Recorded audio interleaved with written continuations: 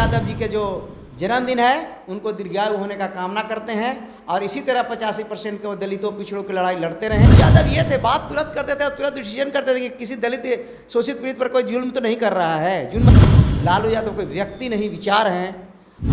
आप अपने आम जनता से सुबह और शाम जब रहिए पटना में तो जरूर मिलिए। नमस्कार, आप देख रहे हैं आरजेडी न्यूज। मैं हूं योगेश चक्रवर्ती। आरजेडी सुप्रीमो लालू प्रसाद यादव पिछले 5 दशक से भी ज़्यादा वक्त से बिहार की सियासत के केंद्र बिंदु में हैं। लोग उन्हें तरह तरह के विशेषणों से नवाजते हैं।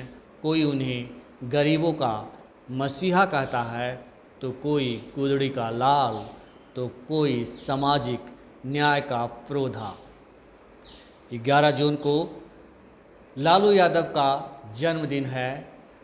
हम उनके जन्मदिन के मौके पर बिहार के लोगों से बात कर रहे हैं, उनसे समझने की कोशिश कर रहे हैं कि आखिर उनके दिलों में लालू क्यों वास करते हैं, इसकी वजह क्या है।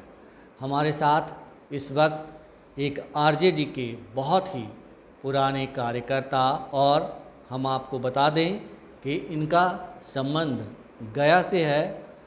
कृष्ण मुरारी यादव नाम है और ये बचपन से लालू यादव को समझते हैं, जानते हैं और उनके करीबी भी रहे हैं। तो आइए इनसे जानते हैं कि उनके जन्मदिन के मौके पर लालू यादव को ये कैसे याद करते हैं। कृष्ण मुरारी जी, आप लालू यादव जी का मतलब जन्मदिन है, उन्हें क्या कहना चाहेंगे आप? पहले तो आपको बहुत बहुत धन्यवाद है हमारे तरफ से। और 1990 में जब लालू जी ने दलित पिछड़ों मतलब 85% की राजनीति जब शुरू किए थे, तो उस समय ये इतने बड़े नेता, ये गरीबों के नेता थे। जहाँ 10, 20, 50 गरीब खड़ा है वहाँ उतर जाते गाड़ी से और आम पब्लिक की तरह मिलते। कहीं उनको खाना है तो किसी यहाँ चले जाते और जाके खा लेते। मतलब किसी से कोई ये नहीं था कि हम इतने बड़े मुख्यमंत्री हैं तो हमको कोई ये है। और हर लोगों से रात के 12 बजे 2 बजे रोड में खड़ा रहता था इनसे मिलने के, रात रात भर लोग लालटेन ले लेके कि लालू जी आ रहे हैं, मिलना है।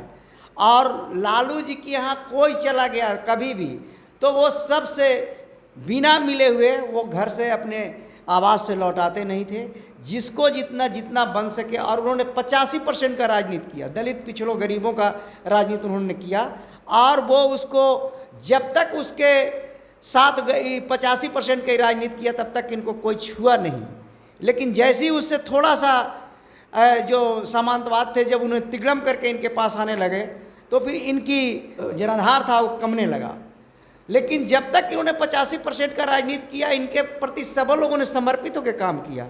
और लालू यादव को यदि नहीं फंसाता, ये लोग सामंतवादियों के जाल में नहीं फंसते तो आज ये देश के प्रधानमंत्री होते।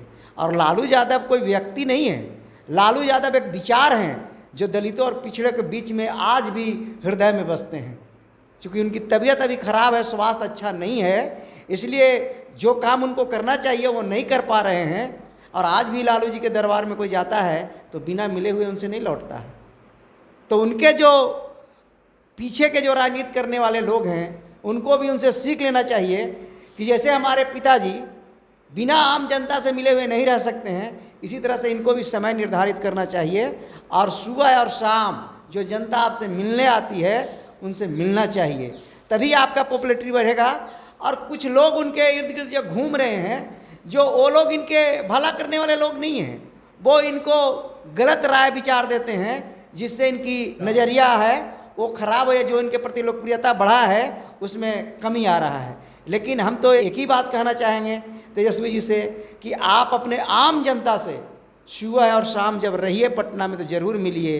उनको आप क्या दे सकते हैं, प्यार से बात करिए, तभी आपके पास जो आप ही तभी आप लालू यादव जी के पद चिन्हों पर आप चल सकते हैं। ये बताएं कि लालू यादव से पहली बार आप कब मिले थे, कितनी उम्र थी, और क्या कुछ याद है जब आप पहली बार मिले थे तो क्या कुछ हुआ था? कुछ नहीं, मैं लालू जी उस समय चल रहा था गरीब के बच्चों को नहाइए धुलवाइए, उस समय राजबाला वर्मा डीएम थी और ये गया एयरपोर्ट था, ठीक है। हमारे यहाँ एक 1990 में घटना घट गया था, नक्सलाइट वर्सेस सनलाइट, ठीक है। उसमें जितने भी तेज तरार दलित और पिछड़े के बाल बच्चे थे सबको नामजद अभियुक्त बना दिया गया था। उस समय डीआईजी हुए करते थे बलवीर चांद, पहले हमारा डीआईजी का था गया जिला में। लालू यादव आए थे, यही मानपुर में उनका प्रोग्राम था, राजबाला डीएम थे और वहीं पर लोग घेरे हुए थे। हमारे उदयनारायण चौधरी जी इमामगंज से विधायक थे, तो लोग इधर से उधर कर रहे थे। तो मैं कुछ पहले तो बांस बल्ला था, कोई एयरपोर्ट तो था नहीं, तो मैंने तोड़ के बांस बल्ला आगे जाके लालू जी कहा कि मैंने जो बात था अपना मैंने रखा। उन्होंने लालू जी ने कहा कि नहीं, जो कह रहा है मुरारी इसके बात को सुनिए। उन्होंने डीआईजी को इंस्ट्रक्शन दिया, डीएसपी को कहा कि जाके सही जांच करो और इसके साथ क्या घटना घटा है इसका सही जांच करो। तो लालू यादव ये थे, बात तुरंत करते थे, तुरंत डिसीजन करते थे कि किसी दलित शोषित पीड़ित पर कोई जुल्म तो नहीं कर रहा है, जुल्म अत्याचार तो नहीं कर रहा है। लालू जी ये थे और तुरंत बात को सुनते थे और तुरंत जो अफसर को कहना है तुरंत कहते थे और गरीब के बात को, पिछड़ा दलित के बातों को बहुत ध्यान से सुनते थे कि आज की क्या पीड़ा है। इसलिए आज भी वो गरीबों का भगवान है। और लालू यादव कोई व्यक्ति नहीं, विचार हैं। और आज भी उनके प्रति लोगों का जितना विश्वास है लालू जी के प्रति, हम तो और नज़र किसी नेता में नहीं जाते जितना उन पर विश्वास है। इतना सामंतवादियों के द्वारा इनको इतना प्रताड़ना किया गया, इसलिए प्रताड़ना किया गया कि 85% के नेता हैं, 85% गरीब दलित और पिछड़ों की बात करने वाले हैं। जिस दिन इन्होंने दलित और पिछड़ा का बात करना भूल जाते तो आज ये बड़े नेता रहते। मतलब इनको सामंतवादियों अपने कोरे में लेके घुमाता, जैसे नीतीश कुमार को सामंतवादी अपने पल्ले में लेके घूम रहे हैं।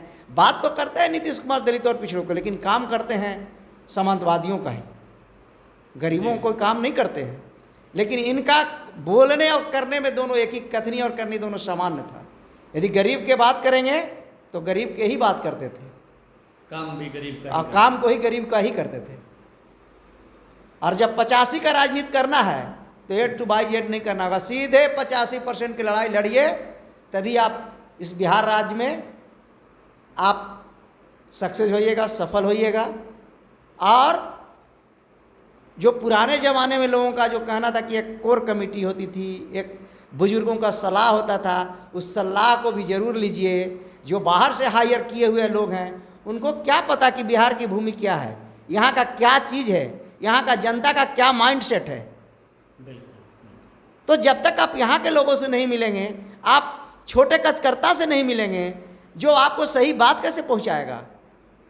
इसलिए छोटे कार्यकर्ता से उनको मिलना चाहिए और उनकी बात को सुनना चाहिए। जैसे आज राहुल गांधी ने क्या किया, राहुल गांधी ने रोड का खाक छाना, हर तरफ गलियों सड़कों का खाक छाना, और उससे उसने उसको अपने माइंड को, अपने विजन को डेवलप किया कि हमको क्या करना चाहिए, किस मुद्दे पर राजनीति करना चाहिए। आज नहीं तो कल, अब क्या आने वाले दिन में वो सफल होगा और वो देश का प्रधानमंत्री बनेगा। काबिलियत है, जो उसका विजन है, वो 85% का राजनीति कर रहा है। उन्होंने 15% का राजनीति राहुल गांधी ने छोड़ दिया, अब उस लाइन पर वो काम नहीं कर रहा है।